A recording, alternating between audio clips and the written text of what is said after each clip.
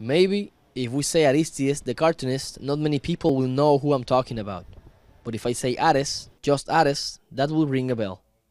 ARES is, right now, one of the best Cuban cartoonists of all times. He has achieved the most important international awards.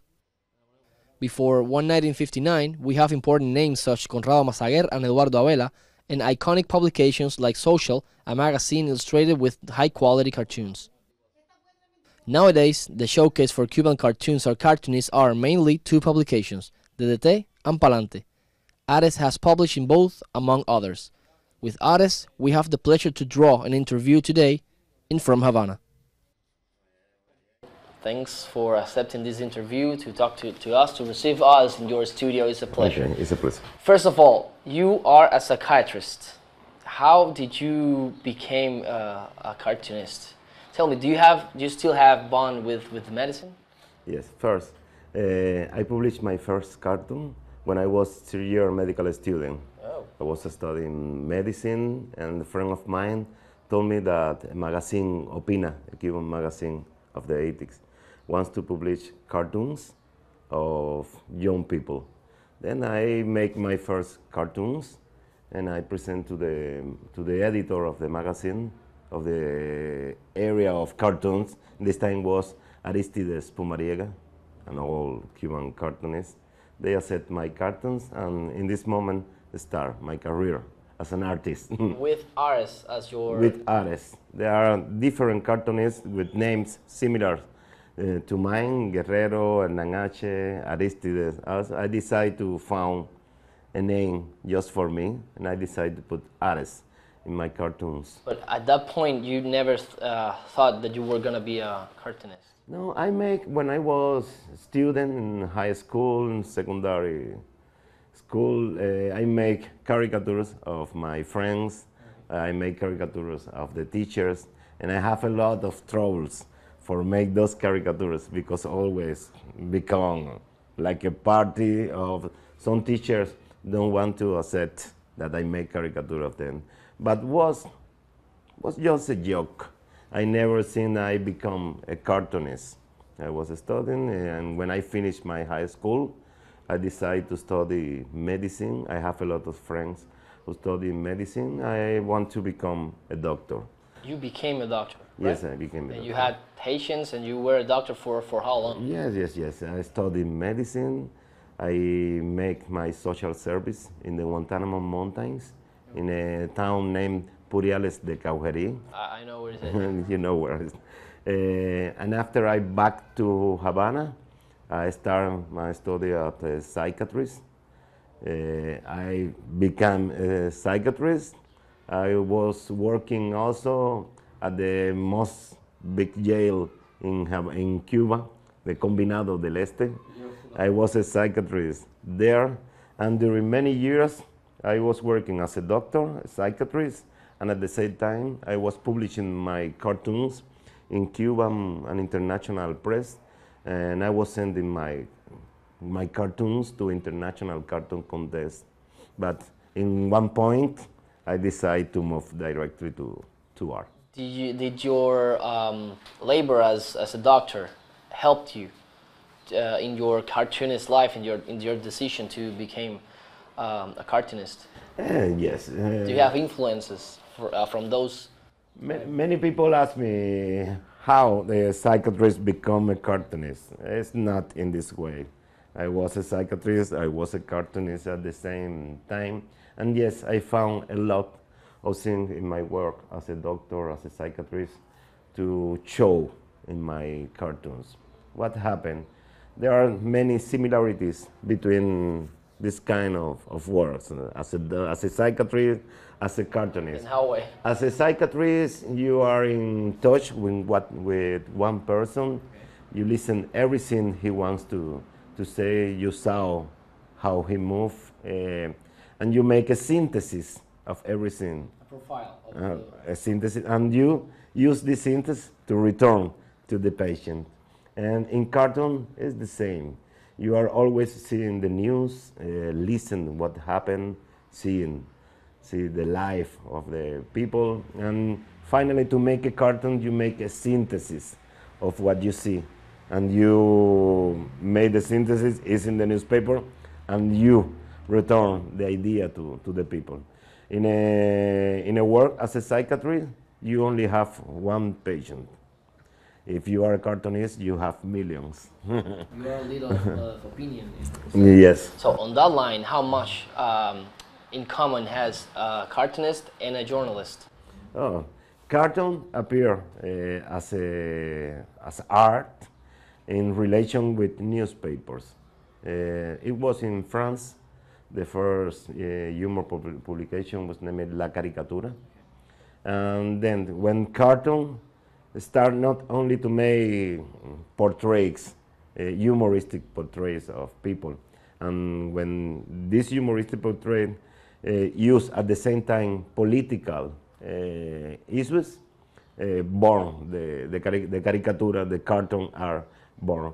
For the reason, the relation of cartoon art with journalism comes from the beginning, and the normal area to show the cartoons are newspaper, only not only print newspaper, but also now in internet.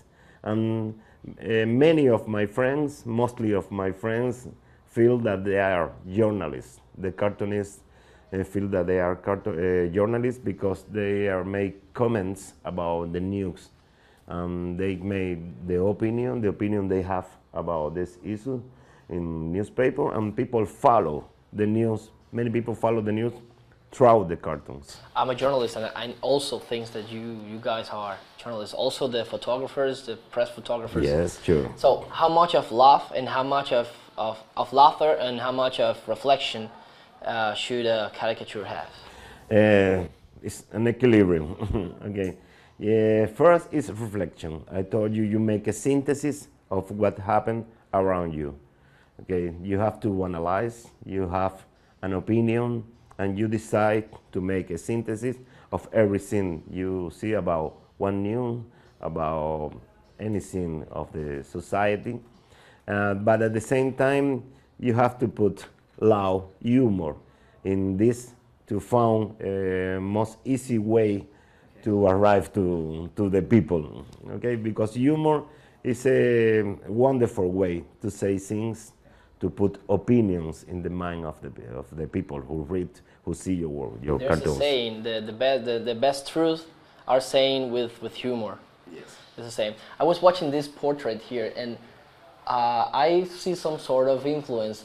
John Mayer, the singer, maybe you know the musician, he said that an artist gets his own style, his own signature by imitating, by impersonating other artists. How do you get to your signature? The fat people, your characters, how do you create those? I say always, nothing comes from nothing. And you always are seeing when you start what are the things that you like. And what I like when I start to make cartoons, what the work of the cartoonists who were in DDT magazine in the 80s. Carlucho, Ajubel, Tommy, Manuel. I love their style. I love the way that they make cartoons. And for the reason I start to copy this kind of work, trying to find a personal way to make my cartoons. Those influences are the first that I receive. But after I start to see what happened in cartoon art, not only in Cuba, but also in other countries. And I found very interesting ways to make cartoons in the European cartoonists, from Russia, from German, and from other places. Also, I found very interesting the work of some comic artists in USA like Robert Crumb or Roland Topor, an artist from France. When you are making your art, it's something like a vampirism. You're taking blood of many people, but the most important issue is to take blood from everyone, but keep your own blood group. It's what happened with my art. I received influences, but not only for cartoons, also from painting, from cinema. I try to use everything in to create my own way to make cartoons. Sometimes I'm not sure which is the real way where I found the fat people. Yeah. It's not the influences of Botero, of the Mexican muralists, but I found a way to say through my cartoons, weight of the kind of images I create, and at the same time the ways that about the kind of situations I create to make my cartoons. But there are many influences. Sometimes, from my perspective, it's hard to let go your work. I mean, in what point your work stop being your work and start to be something from of the people that sees is you paint, you also paint, you yes. are also a painter also. How do you feel when you have to let go one of your pieces and you know that maybe you won't see it again in your life? How do you deal with that? That's part of me. I have to let it go. If you are an artist and you create and you put what you make in a closet, you are not an artist, because the mainly things that must happen with art is the contact with the people, with the public.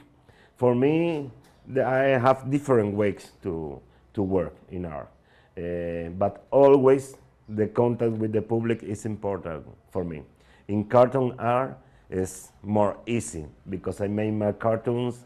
If the cartoon is published today or tomorrow in newspaper, or I put in internet, millions of people are my public in this moment. And it's the moment when you knows it is okay or it's wrong what you made.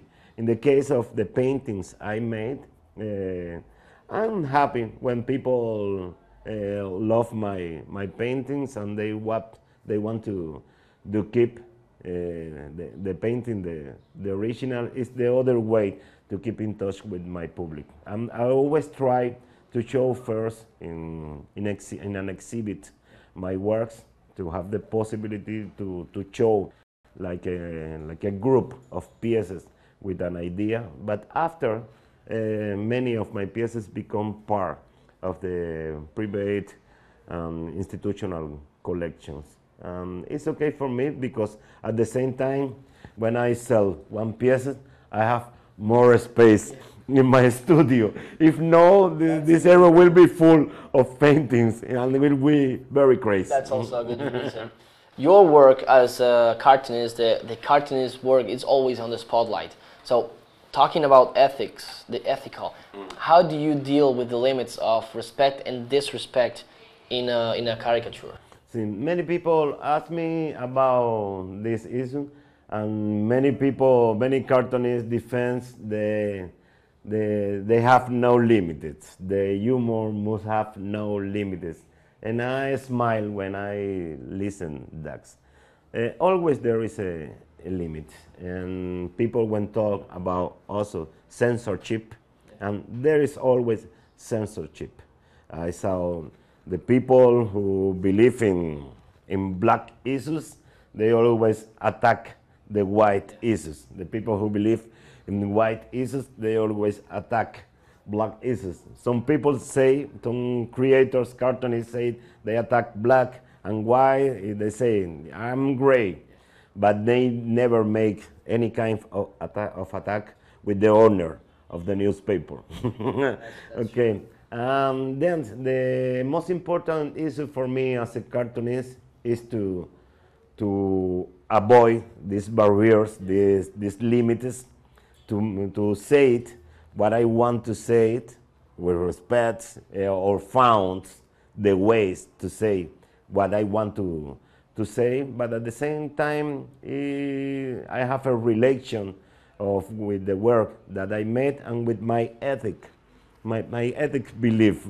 And I try to respect what I feel, I try to respect the other people, and at the same time to make humor. It's hard, but it's the way to create an style. My cartoons and my art are more similar to some kind of surrealist cinema than to the, or no closer to the an American movie of action. And then I trying to find images to create the idea, and always trying to leave some space for the public. It's like if the contact of my art with the public is the way that they complete the idea. Some people think that you guys have more creational freedom when you apply for international awards or when you work for international media, not Cuban media. Is that true? Is that true? Or do you have the same? Do you have censorship here? In my case, yes, censorship is everywhere. There are different levels, different reasons. There are things that in Cuba you must not touch for any reason, for reason of ethic, for reason that have to do with the nationality. In other places are different things that the ones you can touch. In my case, the relation with Cuban press and the relation with international press or international contests, for me, there are no difference. The kind of work that I create for Cuban newspaper are the same cartoons that I publish outside, or the kind of cartoons that I send to international contests, because the kind of work that I made is the same for everywhere. I try to use captions. I try to say everything just through the image. In every place, the interpretation of my cartoons sometimes are different, and it's okay for me because it makes my work more free to say things. To be used for other people for different reasons. Talking about contests, I believe you are the most awarded Cuban cartoonist, is it? I'm not sure now because a friend of mine, Boligan, the one who was in Mexico for many years, he takes part in many international he said contests. once that you are almost catching him. We are at the same time. We make a fight about international cartoon contest awards a few years ago. I quit from this fight with my friends. And I'm not sure if I am the one who have more international awards between the Cuban cartoonists, but I have many international cartoon contests, because for me, international cartoon contest in one moment was the way to send my cartoons outside Cuba, to receive the catalogs, and was the way to see what my friends are making in different countries of the world, in Iran, in Turkey. And by the catalogs, I have a lot of information. And at the same time, I have a way to show my cartoons years before internet to my friends around the world. And was the way to find new space for my cartoons, was a way to win awards, was a way to meet new friends, and well, this is what happened with international contests. So it was a constant feedback, perfect feedback. Do you remember the first contest you won, and with what drawing, with what cartoon did you won it? The first national contest I won was in the cartoon contest organized by Palante magazine, a very well-known humor magazine here in Cuba. They organize a national contest for young people every year named Chispa Joven. Yeah, I remember that. Chispa Joven. I started to publish my cartoon in 1984, and I think I won my first award in this contest in 1984. Was some kind of bad drawing with the joke about the jeans. Okay. It's a teenager who go to the school with the jean, and after he go to play sport with the same jean, and he go to work with the same jean, and the last chapter is the guy who go to take a bath, and the jean is walking follow him. Yeah, but that's a really Cuban saying. Yes, yes. No, you can let it. You can let your Yeah, your it's gonna past. stay up. Yeah. And after was in 1985, I won the first international cartoon contest award.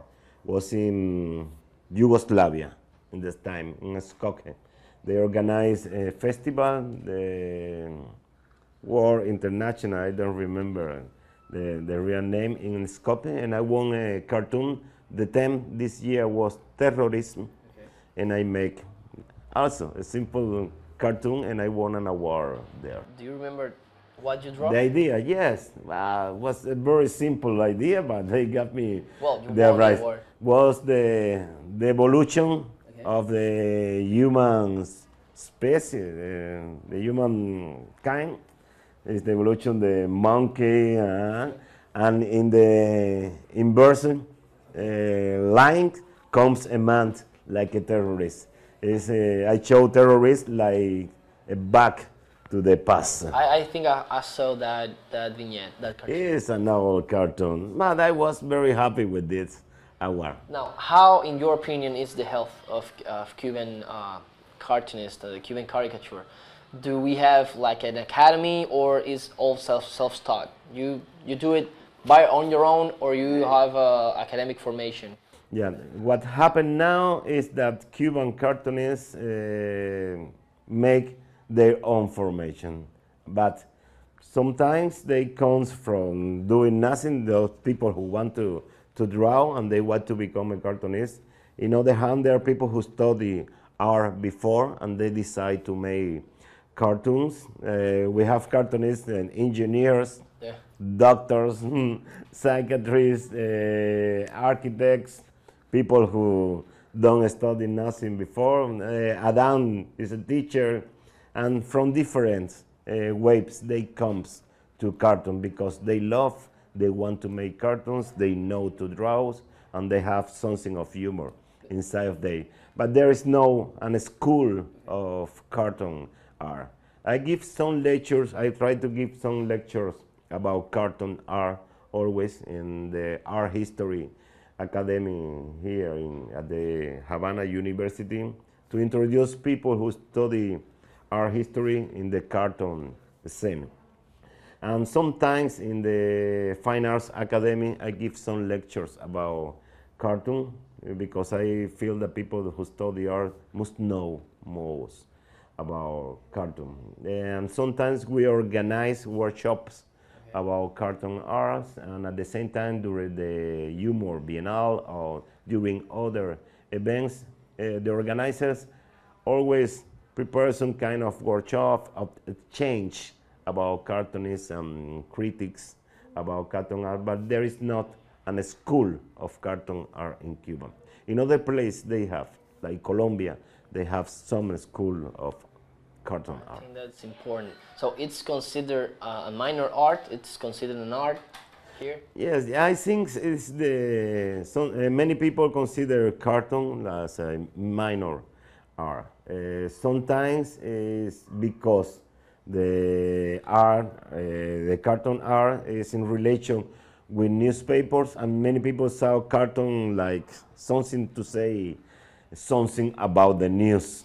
And in other hand, the problem is no the vision of the people. Are the cartoonists? If many cartoonists make bad art, people what they see is that, and they consider a minor art, the cartoon art.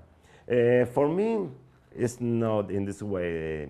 Cartoon art is part of the visual arts, and there are wonderful artists inside of the cartoon art that you can avoid to talk about history of art, of visual arts. In the case of Cuba, for example, Massaguer, Jaime Valls, Rafael Blanco, they were the masters of the visual arts in Cuba at the beginning of the 20th century. And they were cartoonists, illustrators, but they opened the way of the modernists in Cuba.